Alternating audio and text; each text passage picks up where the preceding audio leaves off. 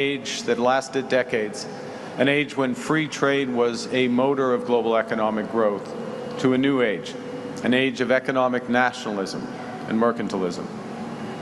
You know, the U.S. tariff rate is now the highest it has been since the Great Depression in the 1930s. And these tariffs are being applied to all countries on nearly all goods. And the changes in U.S. policy go beyond tariffs.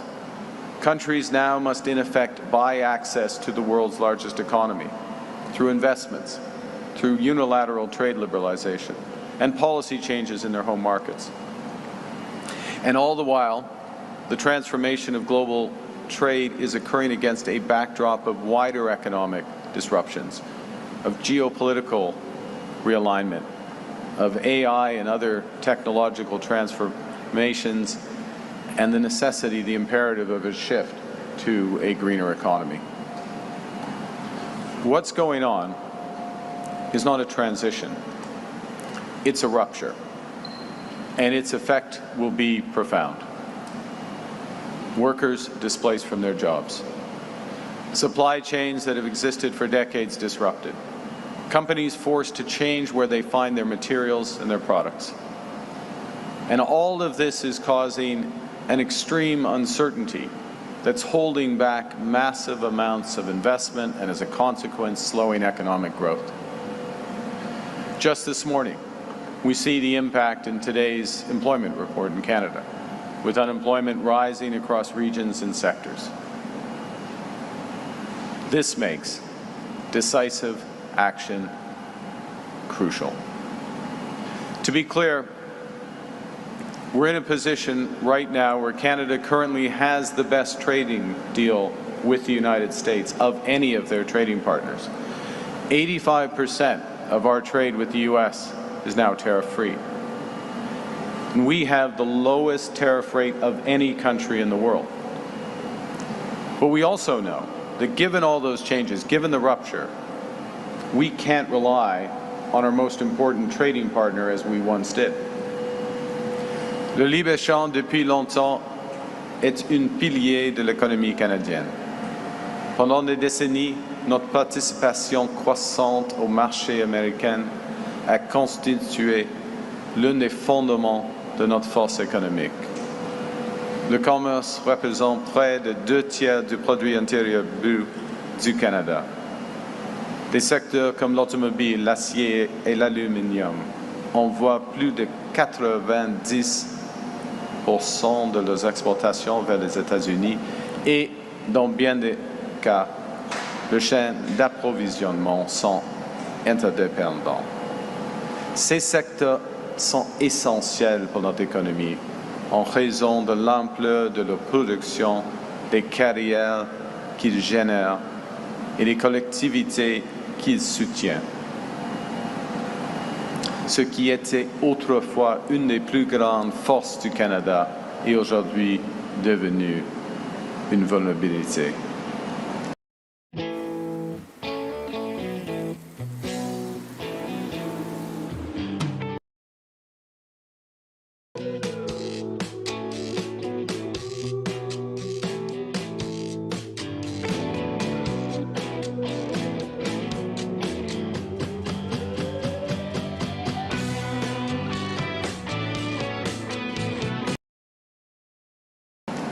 So our relationship with the United States, so essential for so many industries, was once one of our greatest strengths, and in many cases, in certain sectors, has become a vulnerability. This disruption calls for a bold new approach. And given, as Minister Joly said, given that we can't control what other nations do, Canada's government is focused on what we can control. And that means building our strength at home, building Canada strong.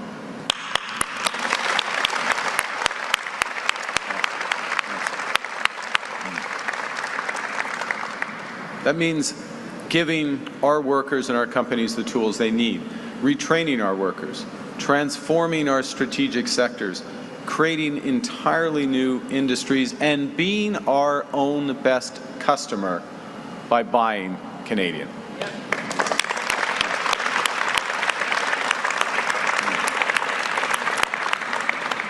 And to these ends, our new government is embarking on an ambitious plan to secure a new era of prosperity out of this age of adversity. Our new industrial strategy will help transform our economy from being overly reliant on the United States to one that is more resilient to global shocks. A new economy that's built on the solid foundation of Canadian industries, Canadian workers, and it's bolstered by diverse international trading partners. To drive this transformation, we've just launched the Major Projects Office. Its job is to fast-track major nation-building projects. Shortly, we will launch Build Canada Homes, just later this month. And that's a new government entity that will help double the pace of housing construction over the next decade, while creating a new housing industry using Canadian technology, Canadian workers, and Canadian lumber.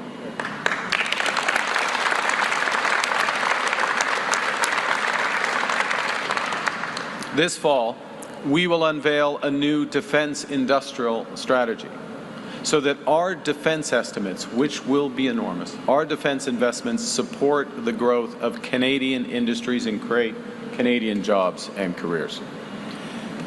We'll begin this month our negotiations of a new defense and security partnership with the European Union, and we've launched a new trade diversification strategy to develop new export markets. We will soon also release our climate competitiveness strategy to position Canada as a leader in decarbonization. As Canada's new government embarks on these missions, we will work to ensure Canadian businesses and workers have the tools that they need to help drive this transformation. Let me be clear. If we want our economy to grow, and we do, with thriving careers at home and booming exports around the world, we must once again become a country that builds big and builds fast.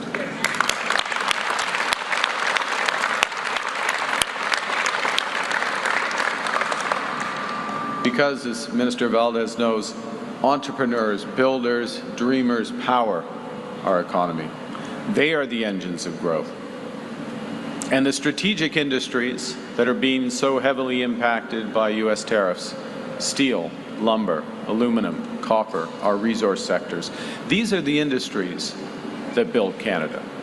And they will be central to our future competitiveness in a world of major infrastructure investment, defense and security, and that unprecedented acceleration in home building.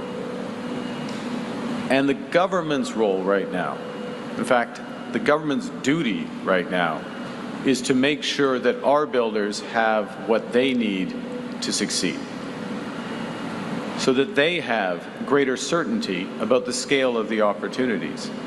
Because when our builders, our entrepreneurs face calculated risks rather than unknowable uncertainty, that's when Canadian builders and innovators thrive.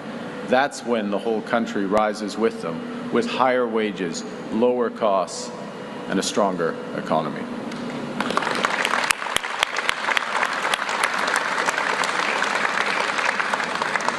So today, to fortify our economic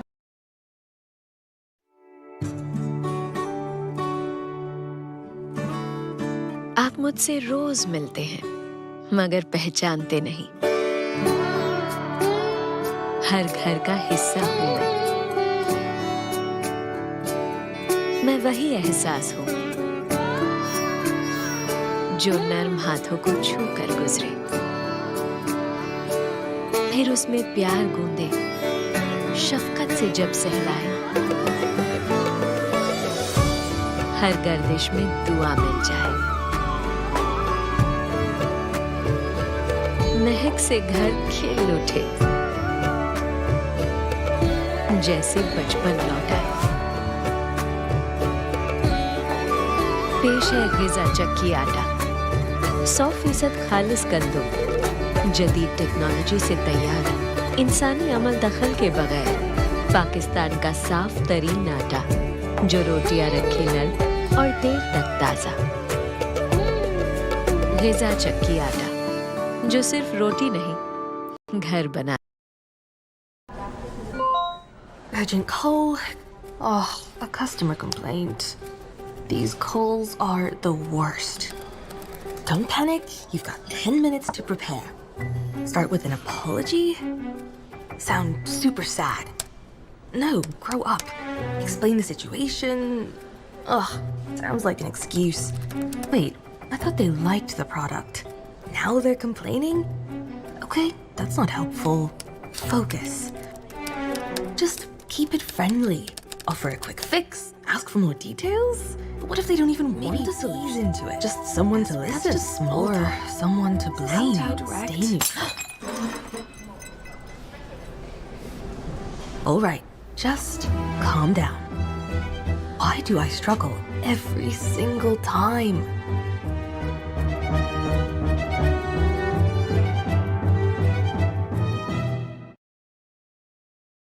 My colleagues and I are announcing a series of ambitious new measures to protect, build, and transform our strategic industries. These are the sectors where workers and businesses have been impacted by those tariffs and trade disruptions. And we're building on our recent initiatives to help transform Canada's steel and lumber sectors. The measures today will help workers acquire the skills and businesses to retool their production, businesses to diversify their products and markets, and, crucially, spurring more demand right here at home for Canadian businesses. The first and foremost, the foundation, is Canadian workers. And we're going to support Canadian workers so they can drive Canada's economic transformation with new skills training and help them seize the exciting, high-paying careers that that transformation will create. To build a strong, confidence workforce that will help propel our economy forward, the government is introducing a new, robust re-skilling package to train 50,000 workers. This package will include new methods such as employer-based training and targeted outreach to workers. We will automatically enroll new employment insurance claimants to our new jobs matching program and introduce a new platform with a skills to job tool to make job searches easier and match people more quickly to new jobs, connect them to training opportunities and career counseling. We'll leverage digital technologies and artificial intelligence to help working Canadians find training courses supported by partnerships with companies such as Indeed, Jubilico, Career Beacon, ZipRecruiter, and eCampus Ontario. We'll also launch new sector alliances across industries, unions, and governments to coordinate recruiting and retraining efforts. And finally, we'll adapt employment insurance to provide a bridge to laid-off workers, giving them the time they will need to pivot. This will include providing long-tenured workers with up to 65 weeks of benefits. That's 20 more weeks than they have access to today. And we'll waive the one-week waiting period for over 700,000 claimants. The second major initiative that we're announcing today is a new $5 billion strategic response fund to help Canadian businesses adapt, diversify, and build that new economy. This fund has three core objectives. First, to help businesses pivot to new products and markets. Secondly, to retrain and retain skills and production here in Canada. And thirdly, to make our businesses globally competitive. So businesses can use these funds to invest in the design of new products, to retool their plants to boost productivity, or to offset the costs of accessing new markets. And the fund will be open to all sectors, given the fact that the tariff impacts are wide-ranging across Canadian industries. La priorité sera accordée aux projets issus des secteurs les plus touchés par les tariffs, comme l'acier, l'aluminium, l'automobile et le bois d'œuvre. Les fonds de réponse stratégique travaillera en étroite collaboration avec nos nouvelles alliances sectorielles pour s'assurer que ces projets d'investissement ne soient pas freinés par les défis du marché du travail. Grâce à une meilleure corrélation entre les travailleurs et l'industrie, nous pourrons former efficacement et jumeler les travailleurs aux nouveaux emplois dans le secteur de demain. The third major thing we're announcing today is a comprehensive Buy Canadian policy. We are on a mission to build Canada strong through major infrastructure projects, through that modern defense industry, and by building millions of more homes. In that mission, the public sector can serve as an anchor customer for Canadian businesses. But for that to happen, a lot of things must change. At present, Canada's public procurement is following outdated rules of that old free trade order that no longer exists. For years, we've been buying as a government significantly from foreign suppliers for short-term gain. Now we need to use government procurement using Canadian taxpayer dollars to spur Canadian businesses for longer-term prosperity. To support Canadian industries, the government's introducing a new comprehensive Buy Canadian policy. Wallet भी कह रहा है anniversary cell को yes कराओ, get free delivery 70% of and that will move from best efforts to buy Canadian to a clear obligation to do so.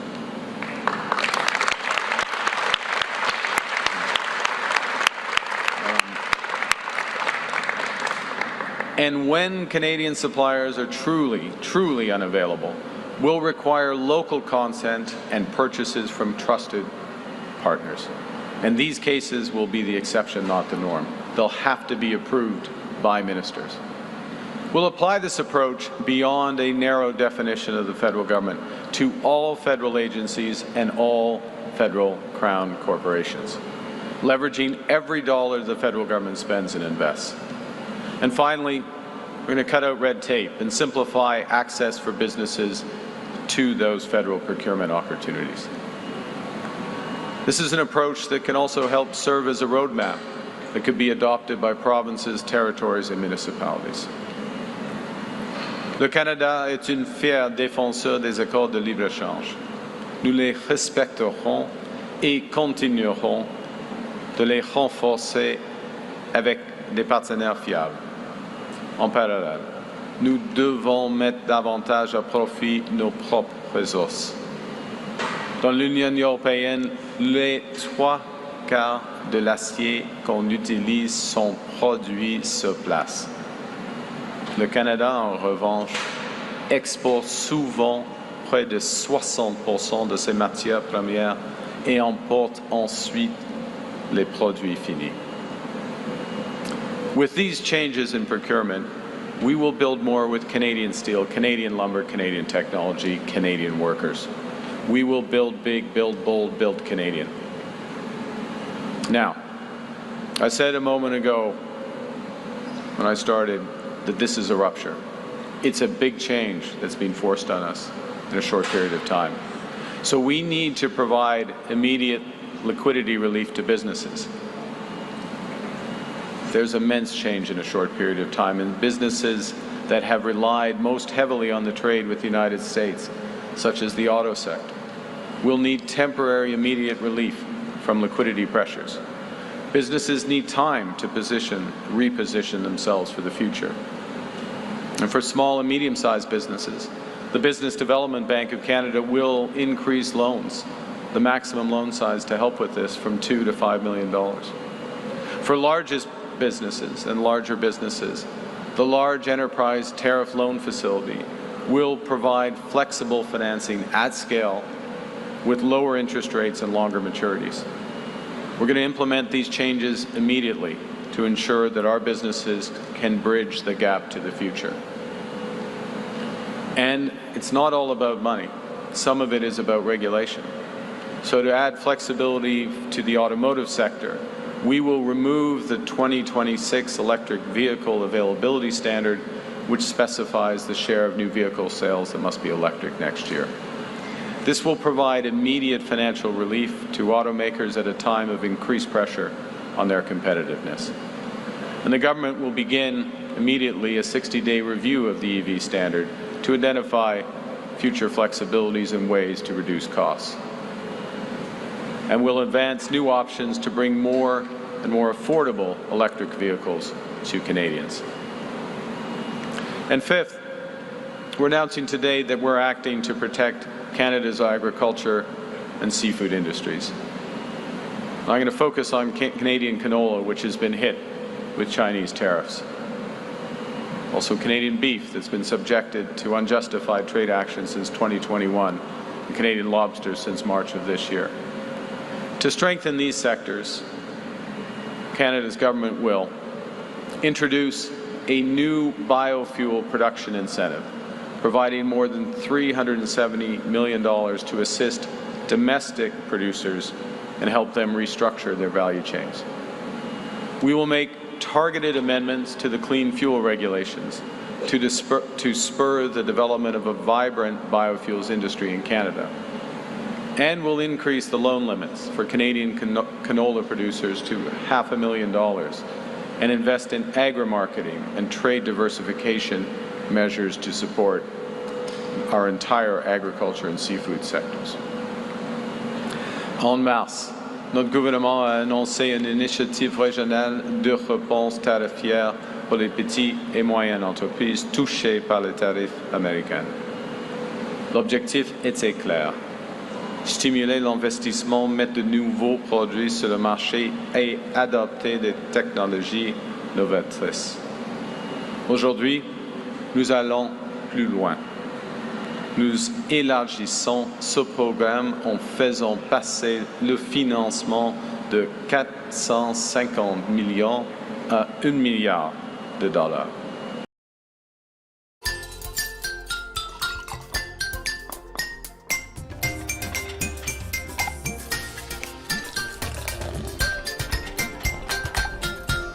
तो हो जाए सोनी धरती के नाम टपाल दानेदार का. From being Pakistan's largest and most powerful to becoming the best-selling hybrid in its class, the all-new Sorento, luxury without limits. Kia movement. En prolongeant les délais de remboursement jusqu'à 9 ans et offrant de nouvelles contributions non remboursables jusqu'à $1 million dans tous les secteurs, y compris l'agriculture et les produits de mer. Parce que l'économie canadienne repose sur les petites et moyennes entreprises. Et si nous voulons bâtir l'économie de demain, elles devront investir maintenant. The mission that is guiding Canada's new government, the North Star that we follow, is building lasting economic strength for Canadian workers and their families. With economic uncertainty making it challenging for the private sector to invest, government must act.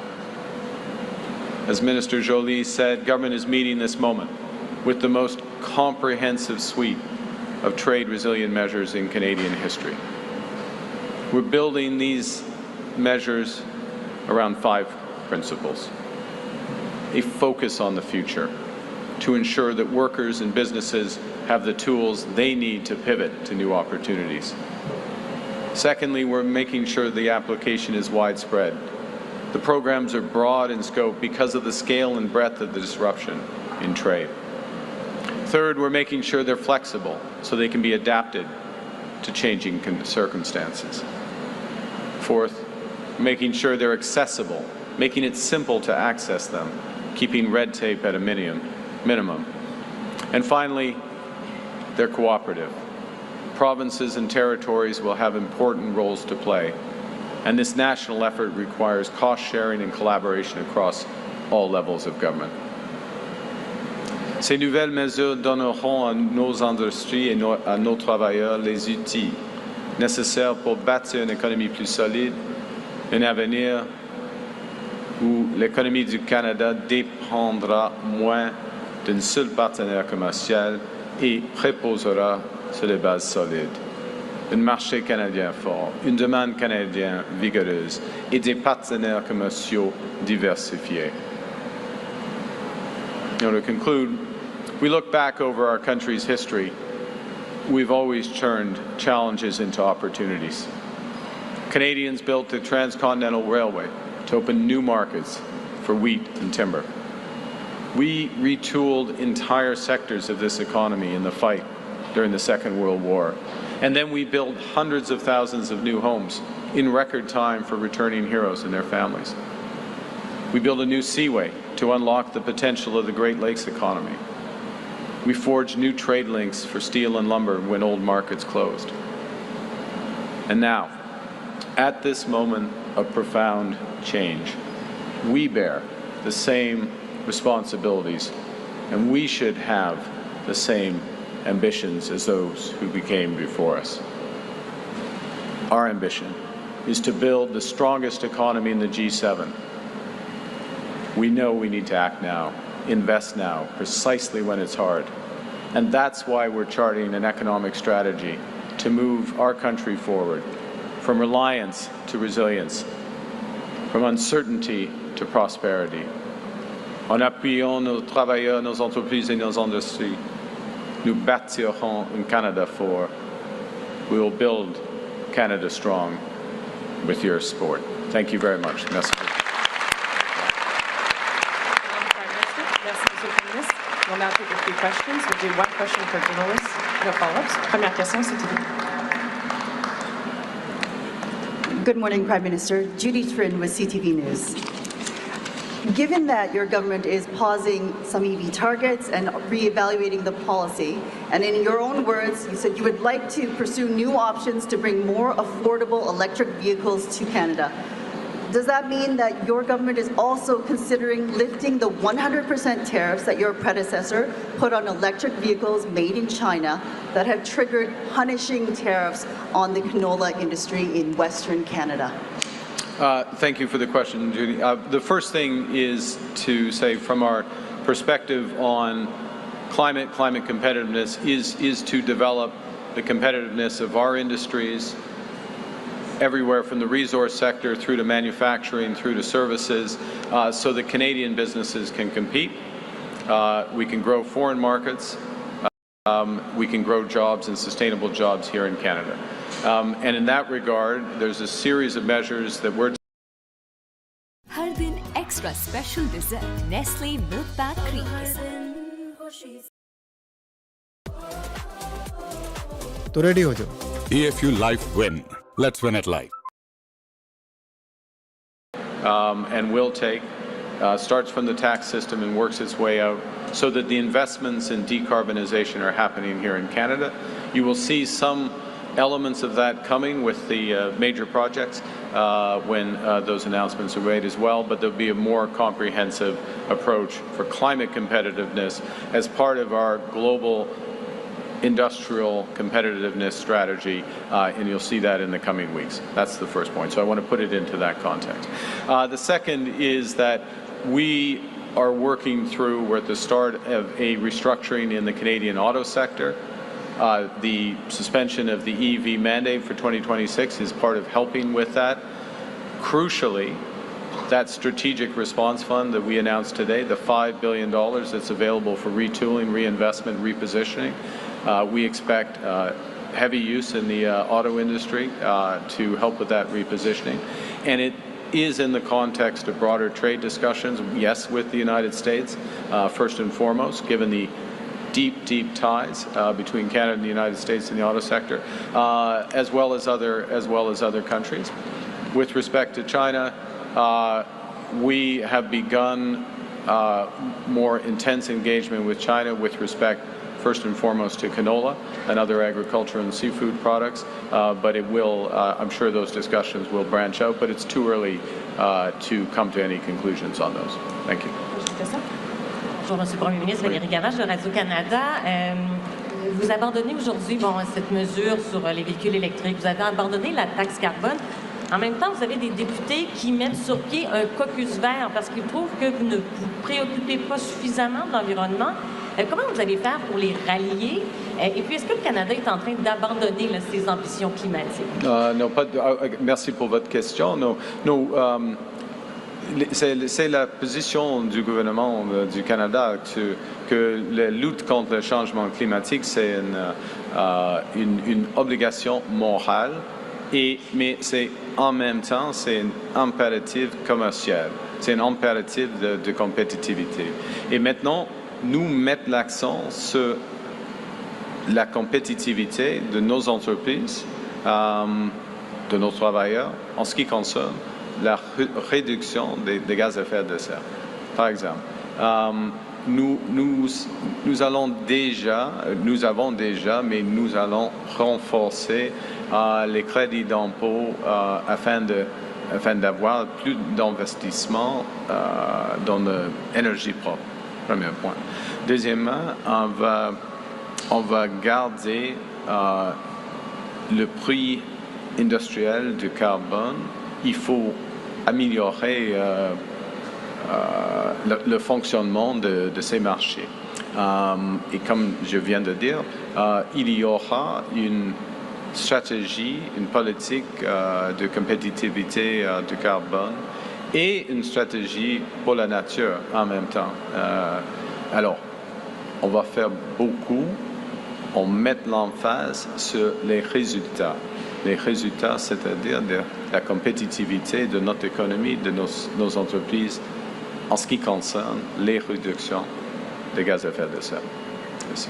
Question, CBC. Prime Minister Tom Harrigan, CBC. Can I ask you, if you're reviewing the EV mandate, are you open to the idea of scrapping it altogether, like the Conservatives are demanding?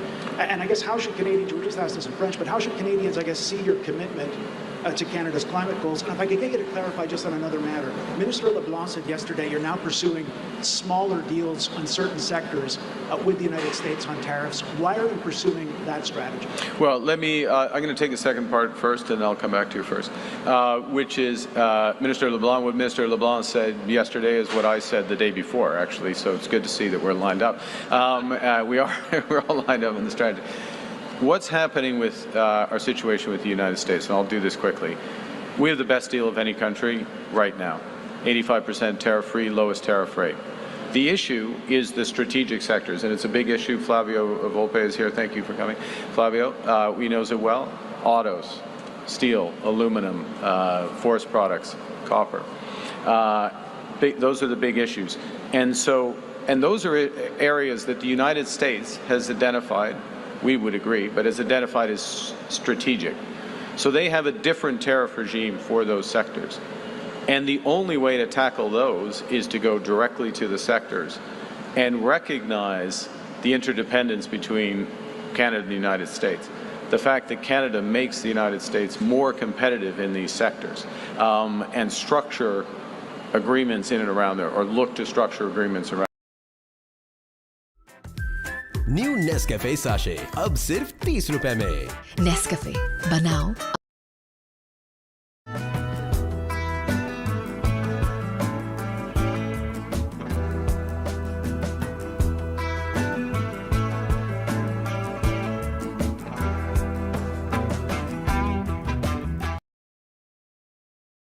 Now, the U.S. has a very tough tariff policy around these, to be clear. So it's real work, it's hard work, but that's where we're focused.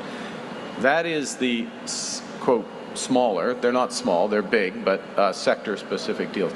At the same time, there will be a review of our overall trading arrangement with the United States and Mexico, CUSMA.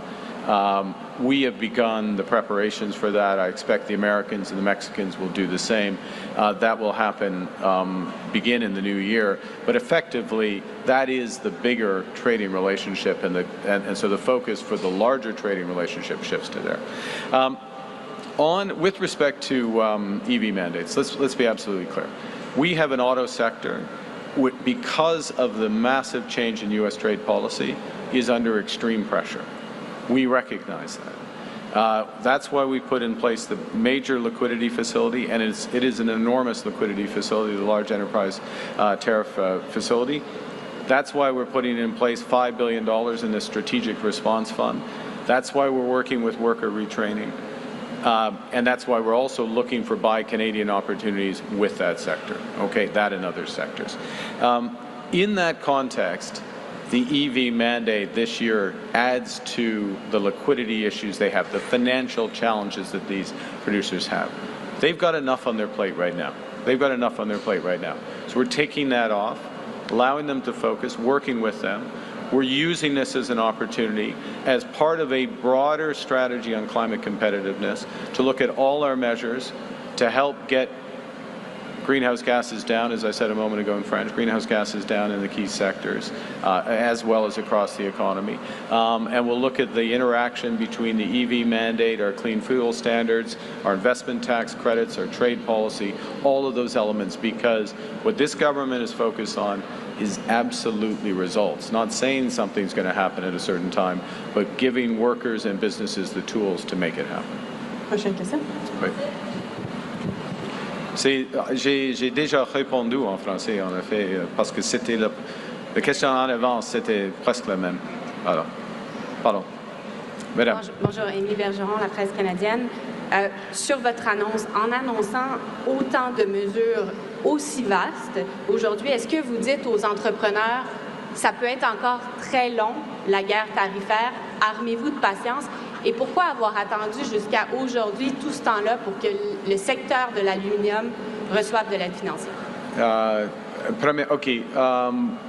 Oui, le processus de la restriction de l'économie canadienne va durer un certain temps. Ça, c'est absolument clair parce que, comme j'ai dit, c'est une rupture. Les politiques américaines économiques ont changé profondément. Oui, il y a des négociations. Oui, on va gagner de plus, probablement, dans les négociations. Oui, on va diversifier nos marchés, absolument. Mais ce processus va prendre du temps. Alors, il faut investir, et en ce moment, il faut investir maintenant afin d'accroître la compétitivité. Alors, c'est la raison pour laquelle d'avoir dans vos mots des initiatives vastes. Alors, en ce qui concerne le secteur d'aluminium, il y a toujours les options d'avoir accès au large enterprise tariff liquidity, la liquidité là. Et oui, maintenant, il y a d'occasion avec le fonds réponse stratégique parce que nous avons des discussions tout le temps avec le secteur d'aluminium, ministre de l'Industrie, ministre des Finances et moi-même. Alors, c'est approprié maintenant. Et le montant, comme vous l'avez dit, c'est 5 milliards de dollars. C'est approprié. Ouais. Pourquoi pas avant? Ouais, c'est le moment maintenant. C'est fait. Next question. Seepak. Good morning, Prime Minister. Good morning, Minister Joly.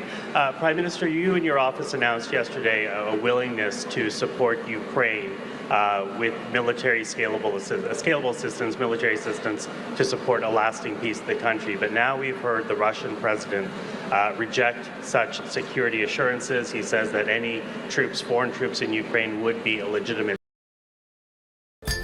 तो हो जाए सोनी धरती के नाम टपाल दानेदार का एक और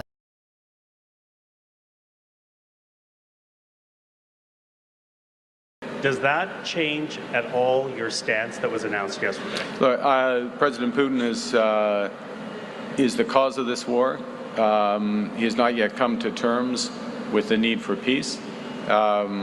We need to maintain, through the coalition, the willing, other allies, the Ukrainian armed forces need to maintain maximum pressure. That pressure has several aspects. First, obviously the Ukrainian forces themselves and ensuring that they are appropriately armed for in their valiant fight, and Canada has just reinforced that, as have other allies. Secondly, that pressure is economic. Sanctions.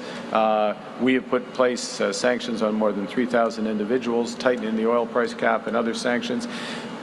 The next wave of sanctions is being prepared amongst allies, and it will come, and these are having an effect on Russia's economy, and we need to keep there. The third aspect is to make clear that Ukraine will be supported when peace comes, when there is a cessation of hostility.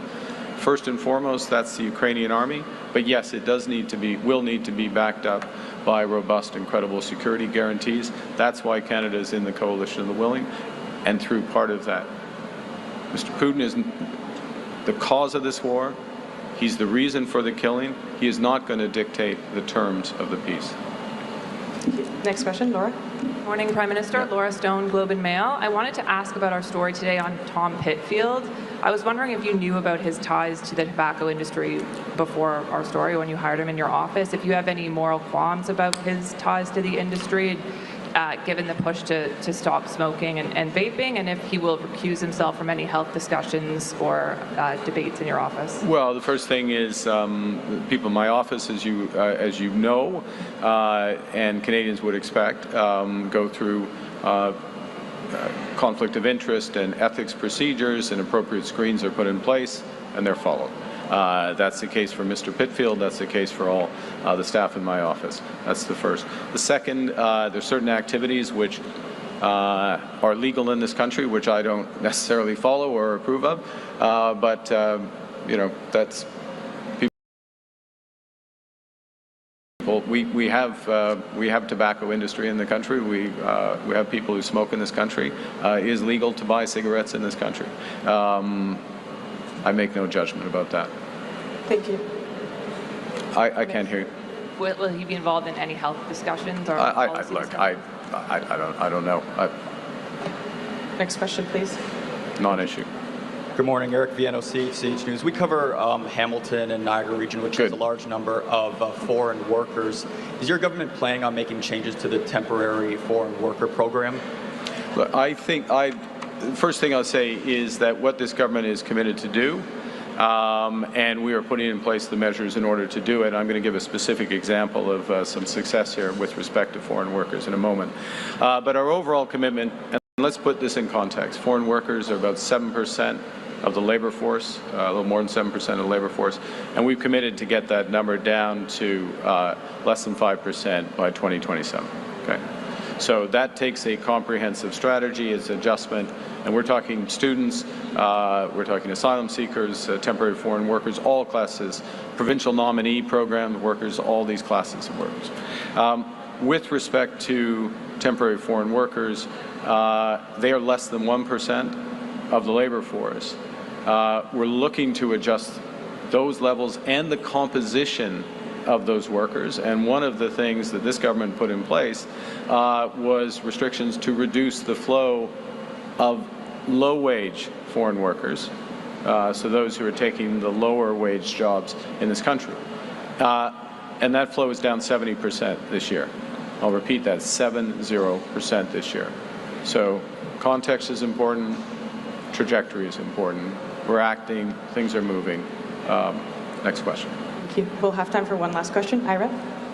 This is Irek Çakır, Turkish Voice of Canada. Prime Minister, your mandate pledges to attract top global talent while returning overall immigration to sustainable levels. Yep. Yet recent data show an uptick in skilled immigrants and even citizens leaving Canada, citing housing and wage pressures, as you know. As you pursue new alliances and define strategic sectors, how will you prevent reverse migration from hollowing out the workforce those sectors need?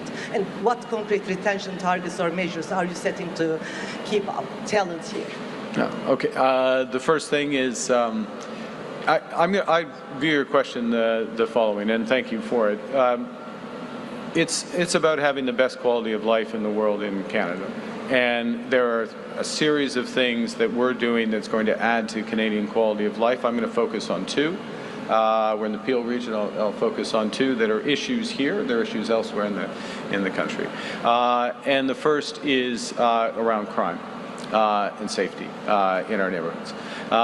This government is committed to reforming the criminal code to ensure that organized crime, gang crime, crime with handguns, home invasions, auto theft, that the individuals who participate in those crimes pay the price they should with consecutive sentencing, that they are not in a position where they commit a crime one day and they're arrested and then out on bail the next. So bail reform being at the heart of it. We're committed to having more officers at our border, 1,000 more border agents, more RCMP, committed to working more closely with the provinces. And I'll give you a specific example with respect to the last. We've been working with the Council of Federation, all the provinces, on bail reform. We will be legislating on that. We're proposing legislation, I should say, to the House on that next month. I met with Premier Ford this morning as part of an ongoing conversation about how we can address these issues, what the federal government needs to do on the criminal code. I agree with Premier Ford on these issues, and that's why we're moving on them. What the province and the municipality can do in terms of policing more effectively. So we're working very closely. That's one aspect of quality of life. Another aspect of quality of life is housing. In the next few weeks, we will announce the launch of Build Canada Homes as part of doubling the rate of housing starts in this country, including in this region, to help ensure people have homes, have the communities they wish, and help with that. I just want to point out that there are many factors that drive where people live, and where we are focused today, tomorrow, in the future, is on Canadians having the best quality of life possible. Yes, it starts with the economy and responding, meeting to the moment. That's what today's announcement is about. But it also goes to the fundamental of being safe in your community, owning your own home, being able to pay your rent, living a good life. Bon, This peut s'annoncer à press conferences qui merci beaucoup. Thank you very much. Okay.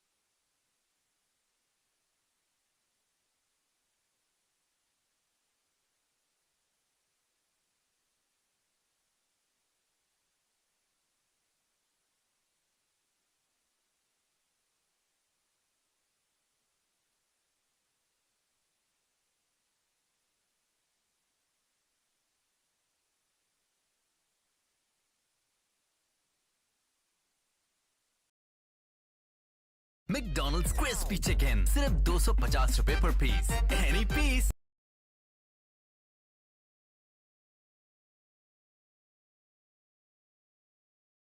The worst thing about it is the laughter. That's the part that the news reports haven't told you about. There was a lot of laughter. They all laughed. And no one laughed more than Ghislaine Maxwell.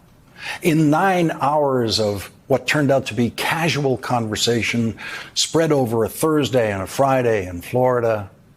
The single sickest reaction you could have in that discussion of Jeffrey Epstein and Ghislaine Maxwell's sex crimes was laughter, and they all did it. Ghislaine Maxwell laughed the most, joined by her 3 criminal defense lawyers.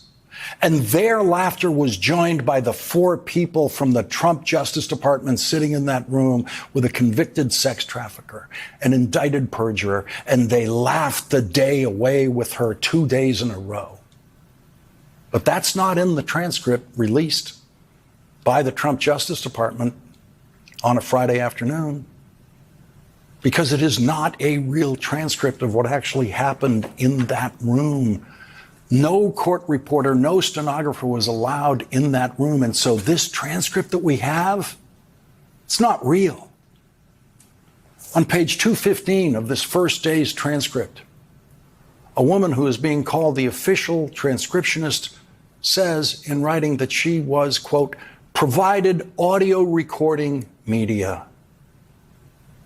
And so this is not a transcript of everything that was said in that room. This is a transcript only of what was recorded in that room, and the recording was given to someone to type it up.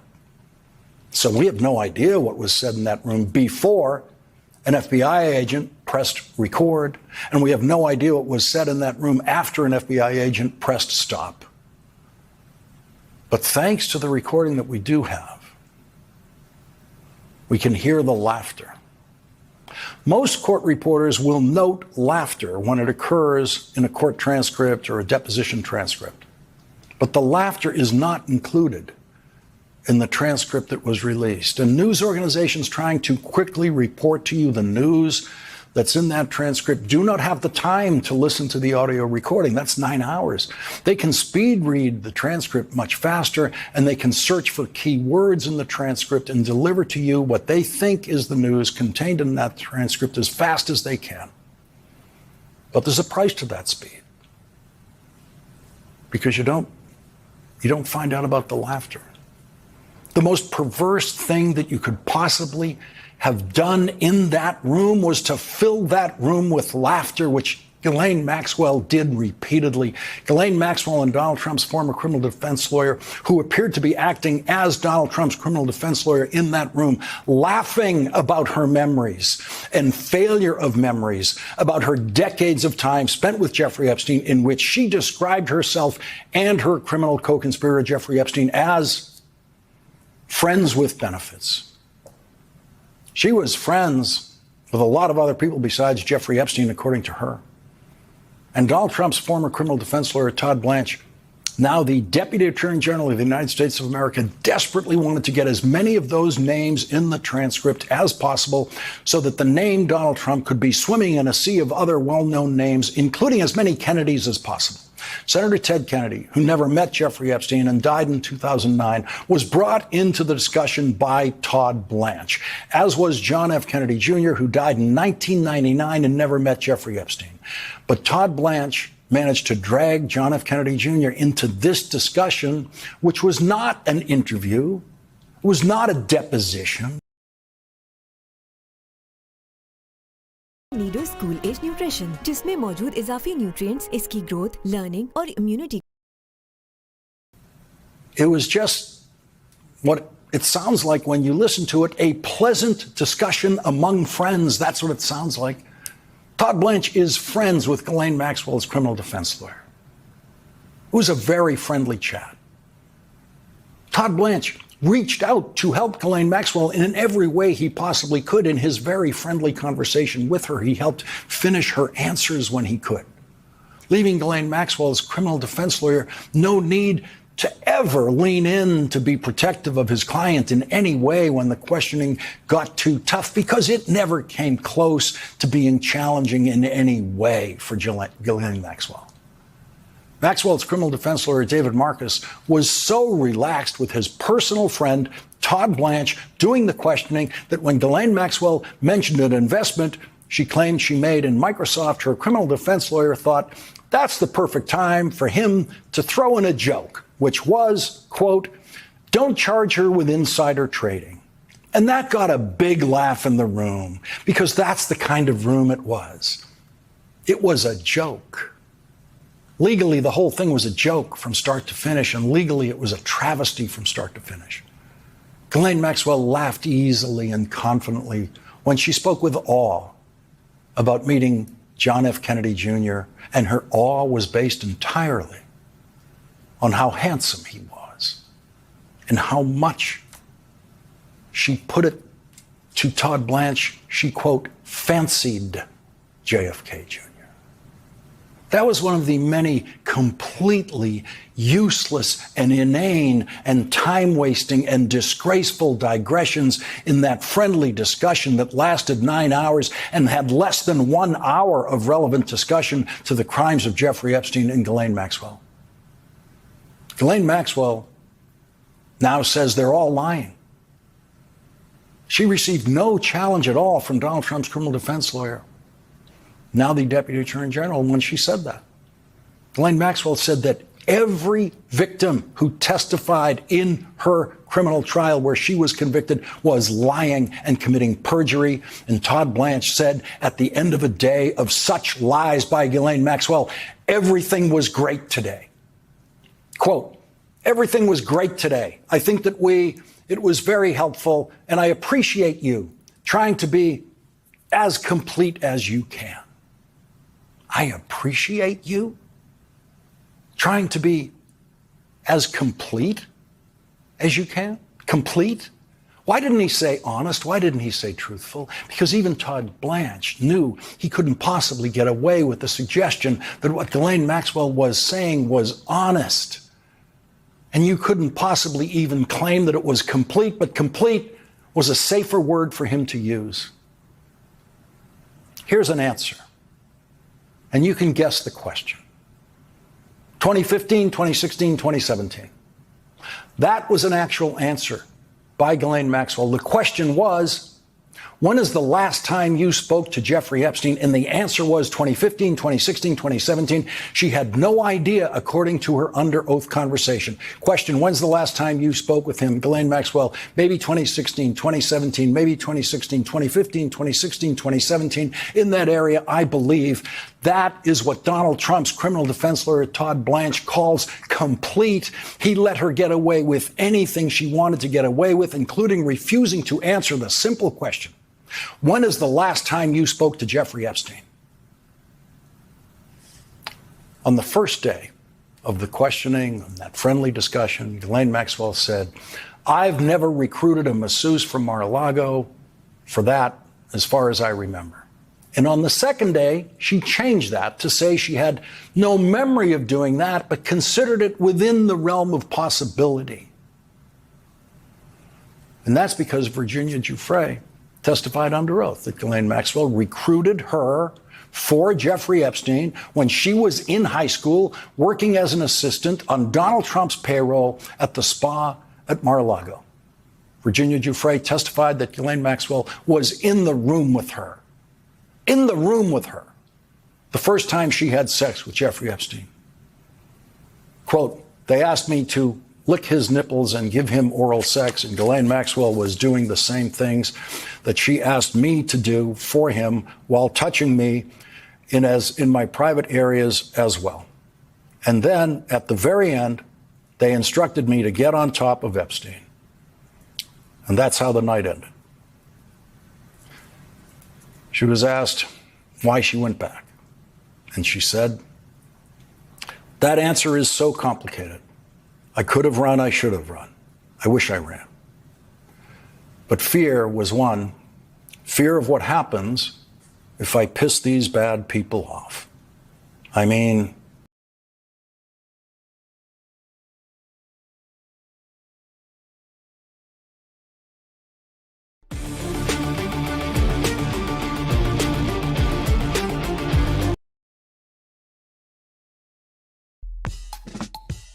तक पे क्या जाता है?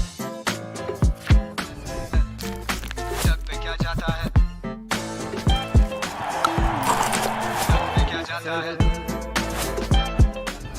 होना क्या है ये तो वक्त ही बताता है. मेहनत कर जानी लग पे क्या जाता है?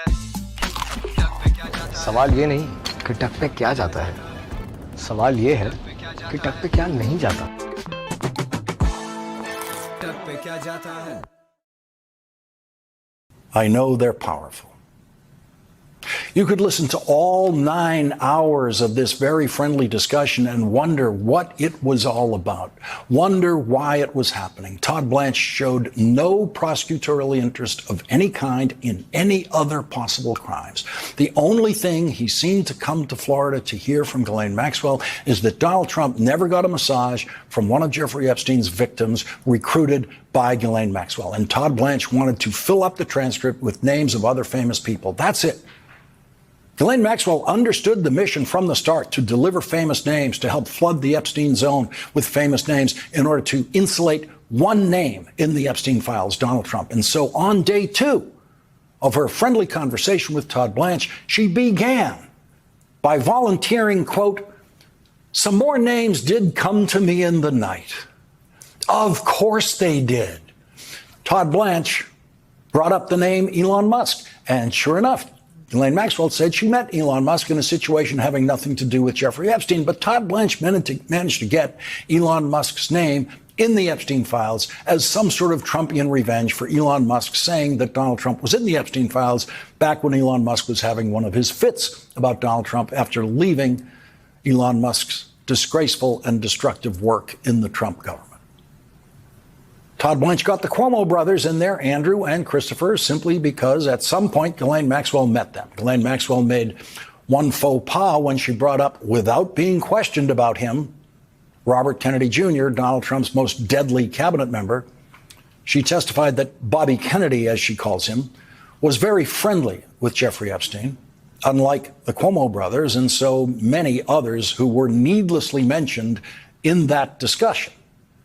The federal prosecutors who convicted Ghislaine Maxwell of sex trafficking showed the jury $30 million in bank transfers from Jeffrey Epstein to Ghislaine Maxwell. Todd Blanche spent a few minutes on the second day discussing the $30 million that the prosecutors said was Ghislaine Maxwell's reward for her participation in Jeffrey Epstein's sex crimes and for recruiting the young girls who Jeffrey Epstein raped.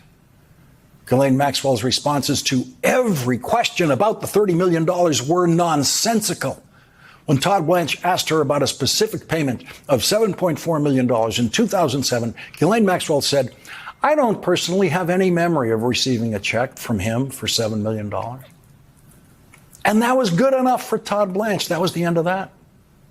Ghislaine Maxwell tried to suggest that there was some kind of shell game going on with Jeffrey Epstein's money and that the $30 million transferred into her accounts under her control wasn't really her money. She said, "I don't believe any of that was my money." And she said that after having been formally warned at the beginning of this friendly discussion that the one thing she's not allowed to do in the discussion is lie. Todd Blanche warned her that it's a crime to lie to a federal prosecutor or to an FBI agent sitting at that table. And having heard that warning, Ghislaine Maxwell had the audacity to say, "I don't believe any of that was my money. $30 million in her accounts. I don't believe any of that was my money."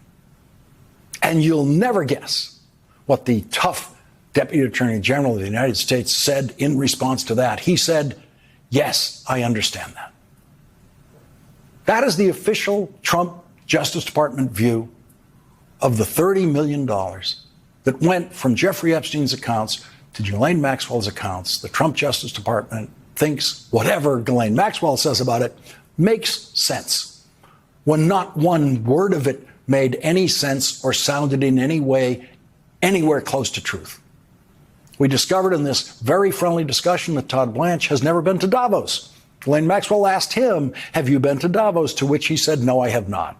Another in those crazy, time-wasting, irrelevant discussion diversions.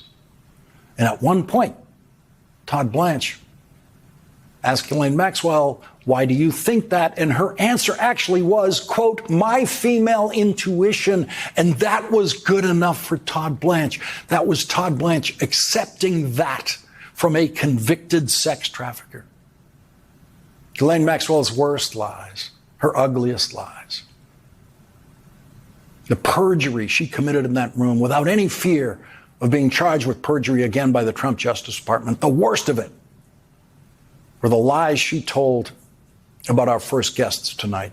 She blamed all of her problems on Brad Edwards, an attorney for the Epstein victims. Brad Edwards will join us tonight for the second time. When he joined us on this program earlier in the summer, Congress was watching when he advised members of Congress to subpoena the Epstein birthday book that the Wall Street Journal first reported on that contains a birthday note with Donald Trump's name on it. Congressman Ro Khanna was watching, and he went to work, and so Congress has subpoenaed that book. And Congress is going to hear tomorrow from some of the Epstein victims. Ghislaine Maxwell said under oath that Brad Edwards conspired to create this false criminal prosecution against her. Brad Edwards will respond to that in just a moment. She told Todd Blanche that she learned about her friends with benefits, Jeffrey Epstein's involvement with underage girls, only when he got arrested. Never had any idea before that. She actually told this lie, this blatant lie, to a federal prosecutor, to Todd Blanche, told it to his face, and he accepted this. She said, I have no memory, no active anything of having seen anybody that resembles a child, let's call it what it is, at that house, giving him a massage at all. हर दिन खाने में क्या बनेगा? Goodness से